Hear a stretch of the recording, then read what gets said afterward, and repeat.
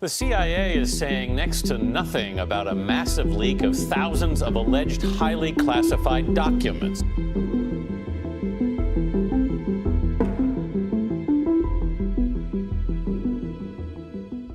In 1966, the renowned scientist Dr. Chan Thomas penned a book titled The Adam and Eve Story.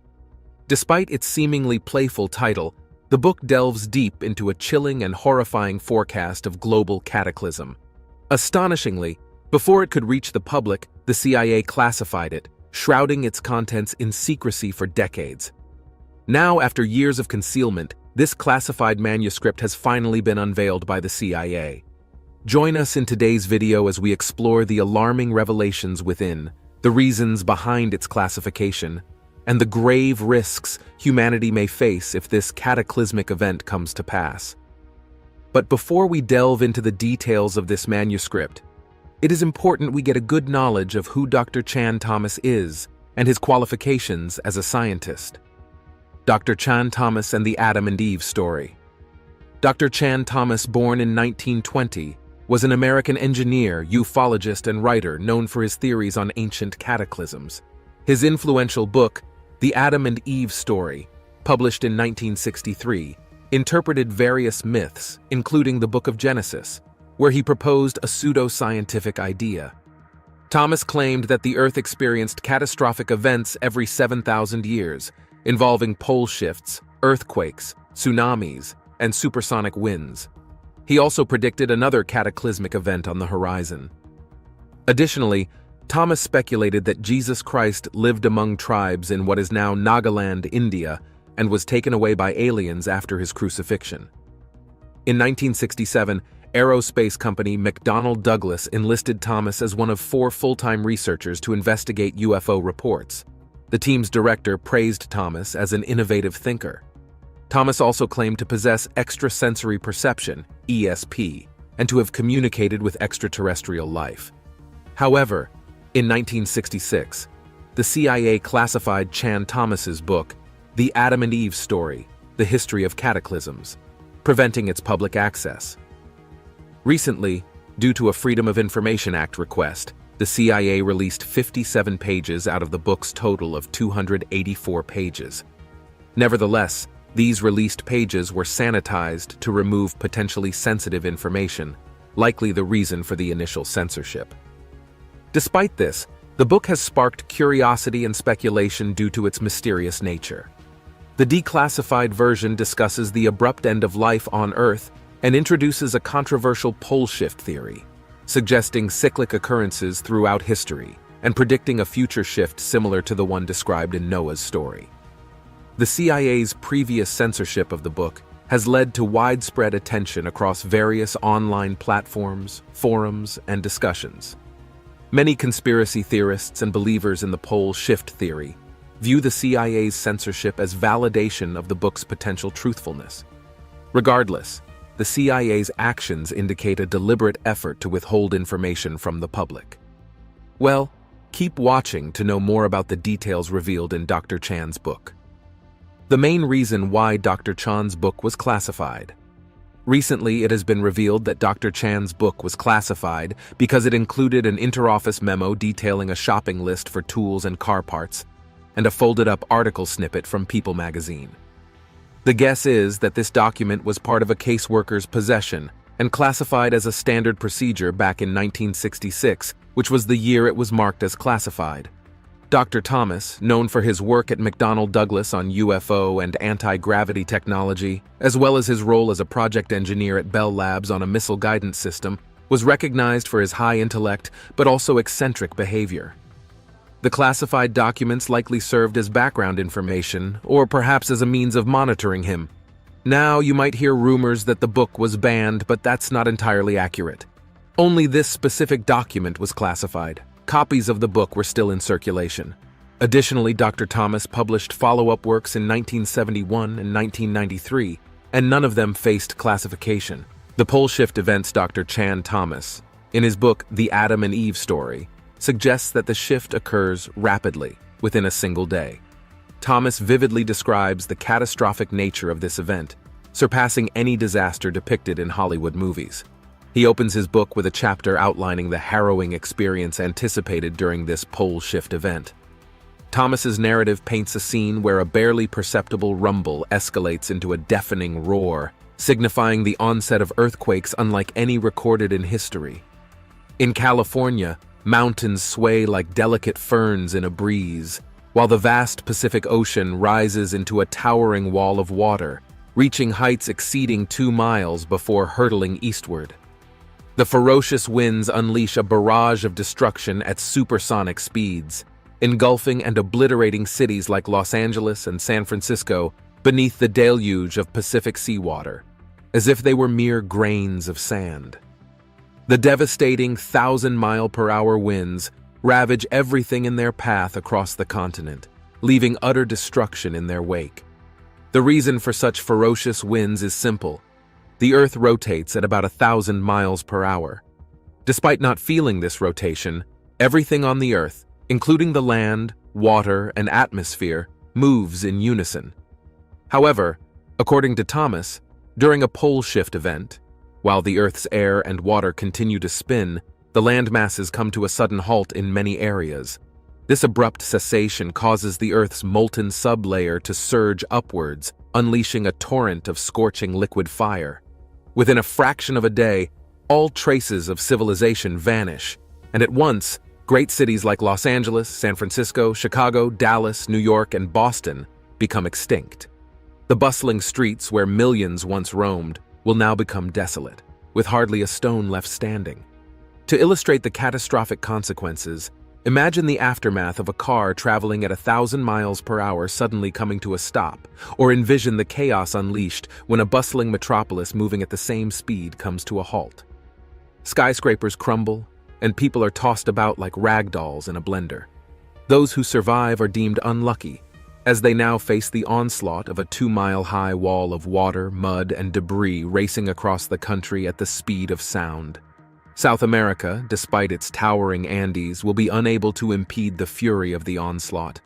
Within hours, the entire continent is engulfed in flames from the molten earth, submerged beneath violent seas, and transformed into a frigid wasteland. In less than 4 hours, everything, from humans and animals to plants and mud, will be frozen solid.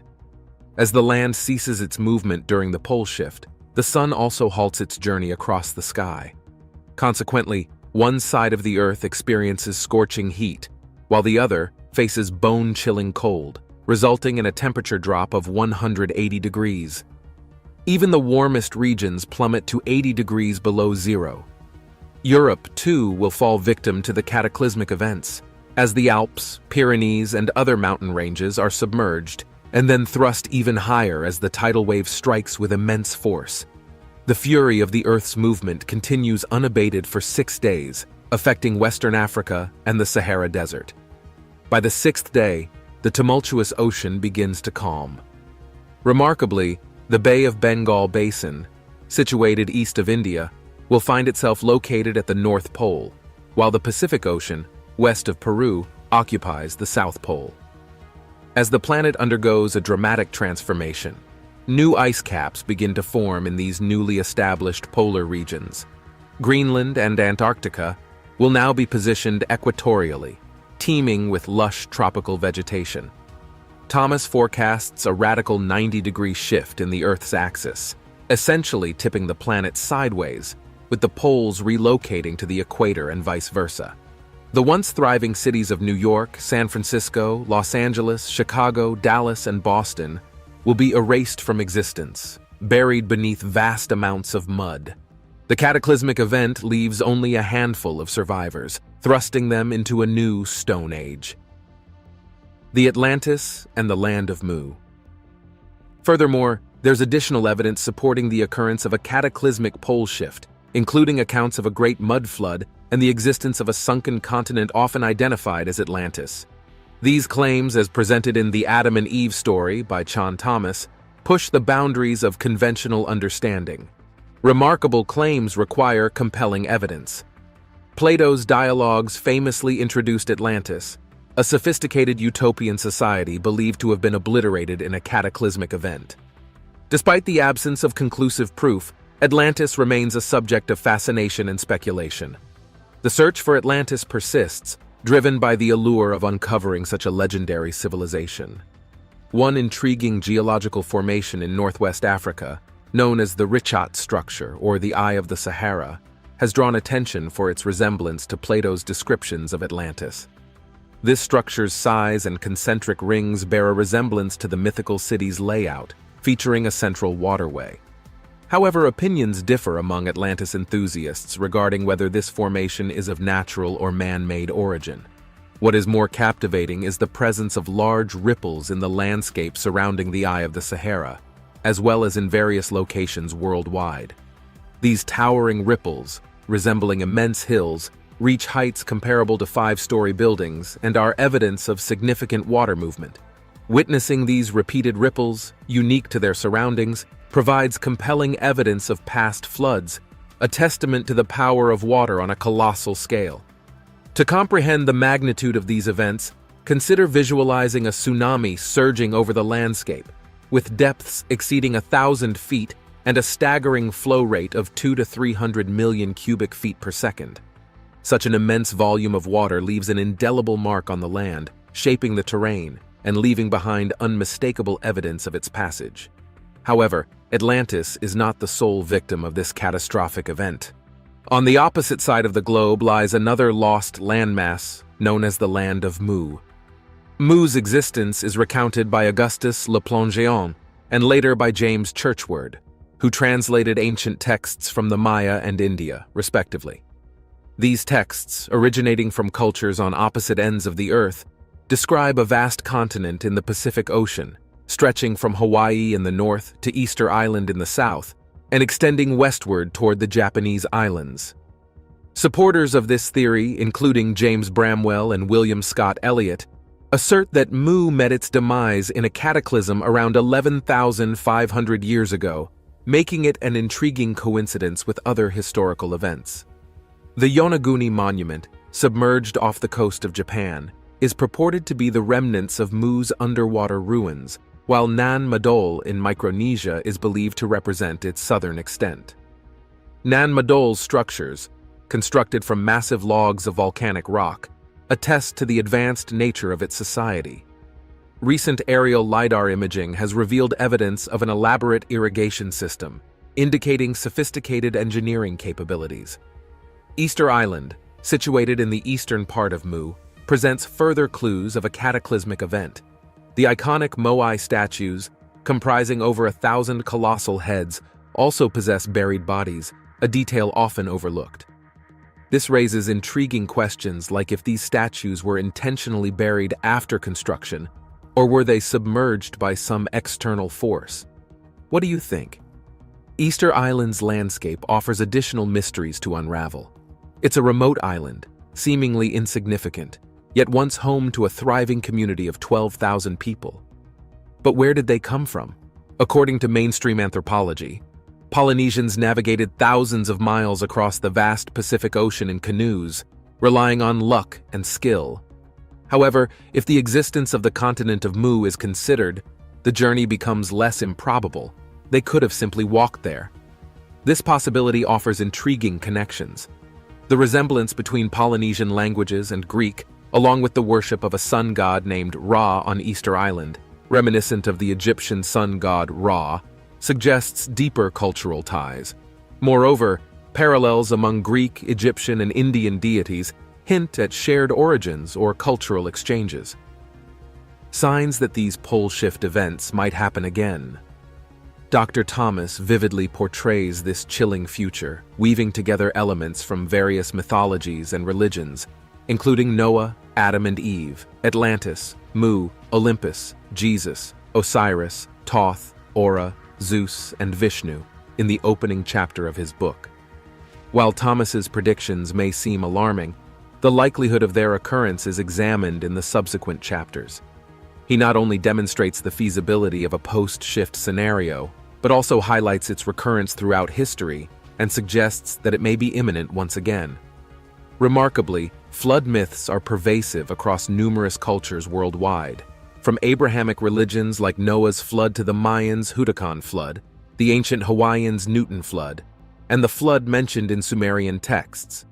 This widespread occurrence raises questions about the myth's authenticity, suggesting it may hold elements of historical truth. While conventional wisdom ties great floods to the end of the last ice age, known as the Younger Dryas, Thomas's assertion challenges this notion, placing the last significant flood not 11,500 years ago, but rather 6,500 years ago. Back in the 1960s, there wasn't much evidence supporting these theories. However, in recent years, archaeologists have unearthed compelling evidence backing up ancient flood myths, such as the Gunnu flood myth discovered in China, as well as evidence of significant floods in the Mediterranean and Black Sea regions. These findings place these floods between 6,500 and 7,000 years ago, aligning closely with Thomas's proposed timeline. Thomas also provides dates for other historical floods, including the Younger Dryas around 11,500 years ago, a flood 18,500 years ago coinciding with the submergence of the Bering Land Bridge, and another flood 29,000 years ago, marking the end of the Wisconsin glacial period. Before these, there was a significant flood event approximately 43,800 years ago. While the occurrence of global floods is widely accepted, the controversy arises from the assertion that advanced civilizations existed before each flood event. Conventional archaeology holds that the first civilization emerged in Mesopotamia around 6,500 years ago. However, Thomas proposes that this may have been just the latest iteration. Looking at the erosion patterns around the base of the Great Sphinx, scientists have identified indications of extensive water erosion, suggesting the monument predates the last major flood 6,500 years ago, and even the emergence of Egyptian civilization. This notion challenges established archaeological timelines, particularly the idea that the Sphinx was constructed over 10,000 years ago. Causes and triggers of cataclysm. When talking about the causes and triggers of the cataclysm, Dr. Chan Thomas begins by explaining the Earth's structure, but only refers to its components by color. He identifies two molten layers, the upper mantle and lower mantle, without explicitly naming them. He then asserts that the electrical and magnetic properties of the Earth's interior cause these layers to behave as if they were solid or plastic. According to him, as long as the internal magnetic and electrical structure of the Earth remains orderly, the planet can maintain its normal rotation on its axis. However, the origin of this information is unclear, as he provides no sources and lacks detailed explanations. It's uncertain which electrical structure he is referring to, and whether he assumes the magnetic field is generated by the iron core or through some electrical process. Moving on, he confidently claims that every few thousand years, on an irregular schedule, the magnetic and electrical orderliness in the shallow molten layer becomes disrupted. Yet, he offers no evidence or sources to support this assertion. Studies cannot demonstrate what the magnetic and electrical structure was like in the past, as the best information we have is from paleomagnetic data in rocks, which only indicate the direction of north when the rocks formed, without revealing the internal structure of the Earth at that time. Furthermore, our understanding of the Earth's local circuit is relatively recent, and looking back in time to comprehend past electric currents within the Earth is considered impossible. Furthermore, he introduces Hannes Alfvén, who supposedly discovered a type of energy called magnetohydrodynamic, MHD energy, previously unrecognized. He then explains how Hannes discovered this phenomenon in an experiment involving mercury. Next, he transitions to discussing how the molten layers inside the Earth behave similarly to the cylinder of Mercury. He suggests that as long as these layers are infused with MHD energy, they behave as if they were plastic or nearly solid. He later brings up the significant torque force exerted by the ice caps on the poles, a concept he likely derives from the work of Hapgood, although he fails to provide any sources. He theorizes that this motion toward the equator could occur in less than half a day. Moving on to the trigger mechanism, he asserts that during a cataclysm, the entire solar system traverses a magnetic null zone in the Milky Way. These null zones, sometimes called reversal zones, feature magnetic fields on either side that point in opposite directions. While some physicists claim we are accelerating toward another null zone, he fails to cite any sources or specify which physicists made this assertion. While it's true that the magnetic field appears to reverse across certain arms of the galaxy, the reasons behind this phenomenon are not fully understood. Our movement in relation to these zones is also debatable as we travel with the motion of the galactic arm. He then tries to connect this with the current decrease in Earth's magnetic field, suggesting that it's a sign of us nearing a null zone. He believes that as Earth passes through a galactic-scale magnetic null zone, it reduces the planet's MHD energy, causing magma to become more fluid-like and allowing the crust to slide over the mantle. However, he doesn't explain how this process would occur. He now suggests that cataclysms are happening more frequently because of a helicoid structure in the null zone versus time relationship. As the universe nears its half-life point, cataclysms become more frequent, with shorter intervals between them. How and when will this cataclysm occur? Dr. Chan Thomas presents compelling evidence for his theory of cyclical cataclysms. But the crucial questions remain: how and when will it occur? To comprehend this, we have to delve into the occurring process. In his work, Thomas provides a visual aid, a cross-section of the Earth, revealing two molten layers depicted in orange. The uppermost layer, crucial to his theory, spans from 60 to 120 miles beneath the Earth's surface, while a deeper layer, known as the aerocore, extends from 1,800 miles down to a depth of 1,300 miles. Seismic studies confirm these layers' molten state, with temperatures exceeding 2,500 degrees Fahrenheit.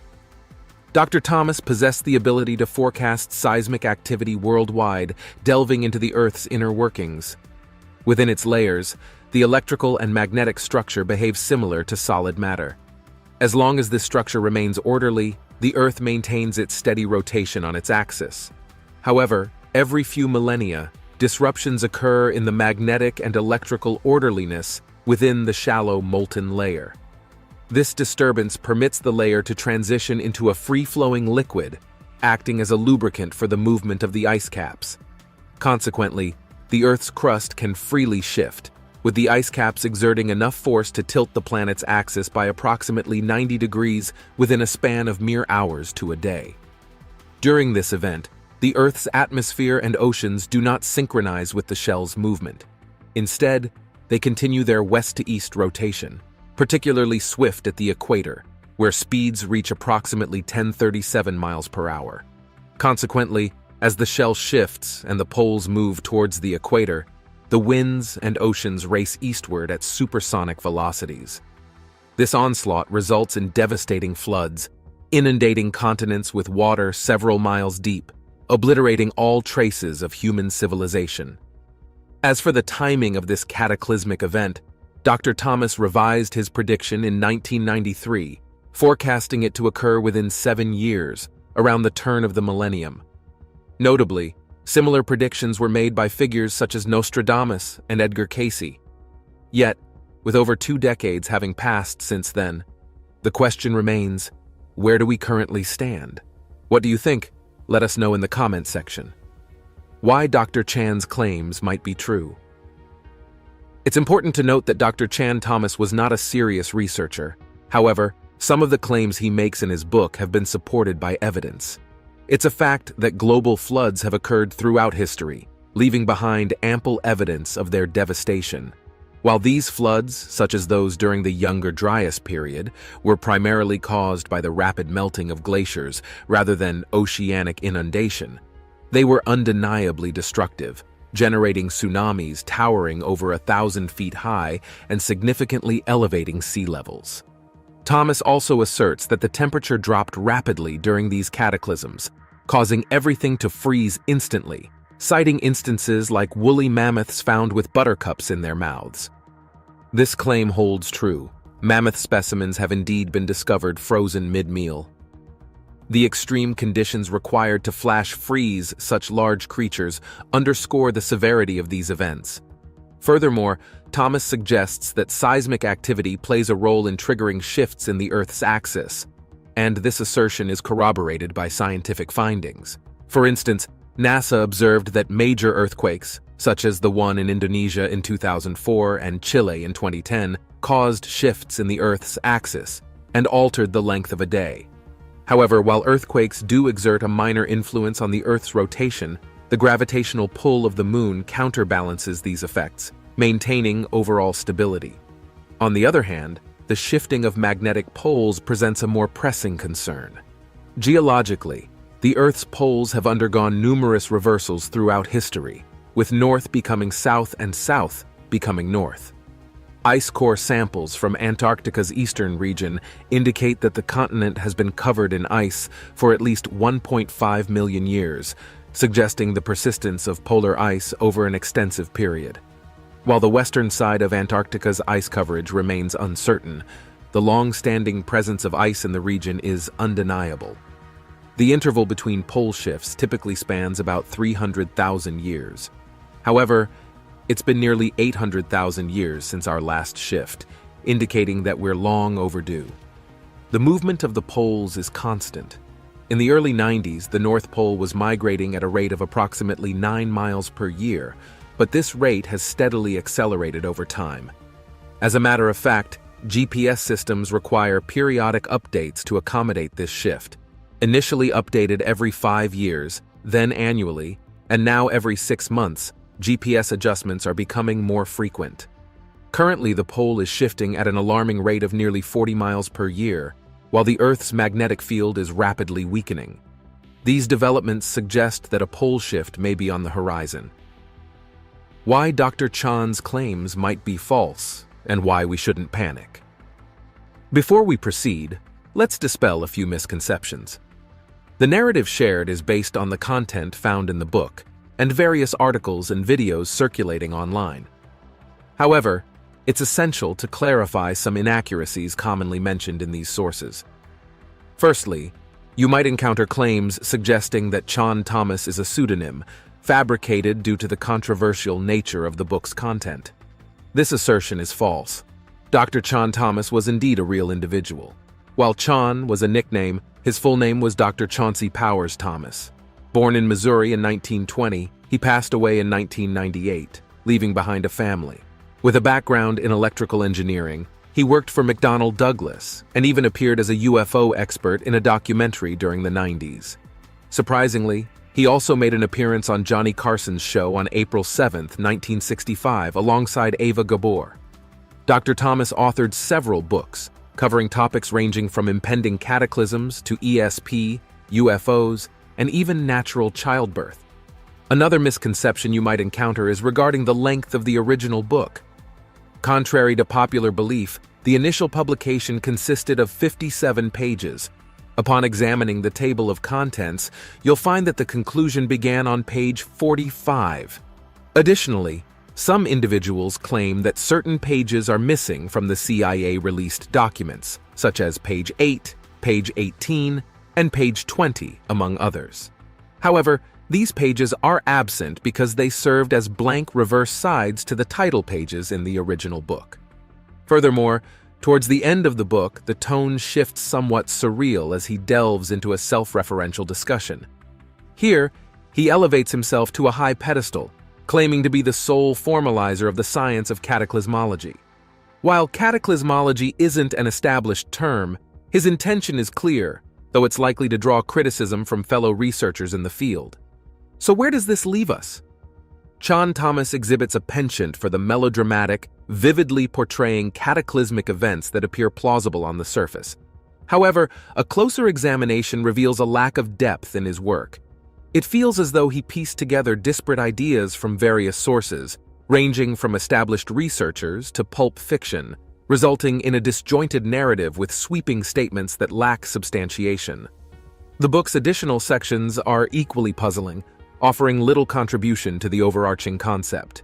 He meanders through topics like the effects of extreme low-density magnetic fields, ESP, evolution, and the history of Jesus before delving into a peculiar discussion on angels and UFOs.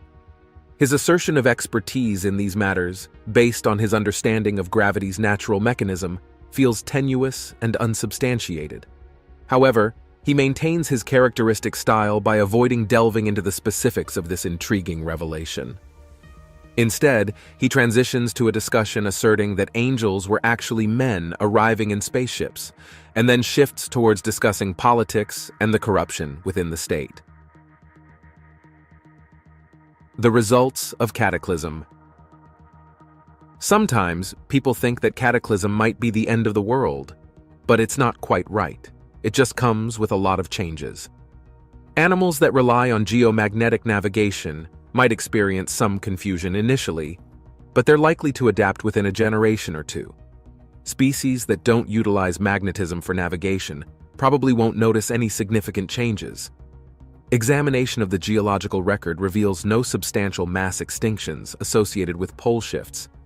Moreover, our species has endured several shifts over the past 3 million years, and we've managed to survive and thrive through them all. Our ancestors didn't have the luxuries of satellites, GPS, or airplanes. Much of our technology will likely malfunction, but software can be updated and patched. However, the true peril lies in the period leading up to the pole shift. As the shift approaches, the Earth's magnetic field becomes entangled and significantly weakened, leaving us susceptible to solar activity such as solar winds, storms, and coronal mass ejections. These events pose serious threats. Without the protection of our magnetic field, unshielded satellites could be damaged, cancer rates may soar, and the impacts of climate change, already concerning, could become even more erratic. The most critical risk, however, lies with our power grids. Intense solar activity could potentially disrupt electricity worldwide for days, weeks, or even months in some regions. Predicting civil unrest under such circumstances would be an understatement. When Dr. Chan Thomas published his book, The Adam and Eve Story, it was dismissed as pseudoscience. However, over the past 5 decades, many of his assertions have gained credibility through evidence. It appears that, in some instances, the distinction between pseudoscience and genuine science is simply a matter of time. If even a fraction of Dr. Thomas's predictions materialize, our time to prepare is swiftly dwindling. Other manuscripts on cataclysm that has been published. Thomas isn't the first scientist to propose this theory. Back in 1958, nearly a decade before the Adam and Eve story, Charles Hapgood introduced the Earth's shifting crust, exploring the concept of Earth's crustal displacement hypothesis. This theory suggests that periodic rapid spinning of the Earth results in the rearrangement of continents. Initially dismissed as pseudoscience, Hapgood found support for his ideas despite skepticism from the scientific community. Actually, Albert Einstein wrote forewords for 2 of Hapgood's books. Now, with the benefit of hindsight, we acknowledge Hapgood's accuracy. Indeed, continents undergo movement. They continuously drift apart and converge, a process spanning nearly 4 billion years. Initially, there was Pangaea, a supercontinent that fragmented to give rise to the present-day landmasses. Preceding Pangaea was Gondwana, which endured for 400 million years. Further back in time, there existed supercontinents like Pannotia, Rodinia, Columbia, Atlantica, Arctica, Kennerland, and Valbara, all of which eventually disintegrated and reassembled.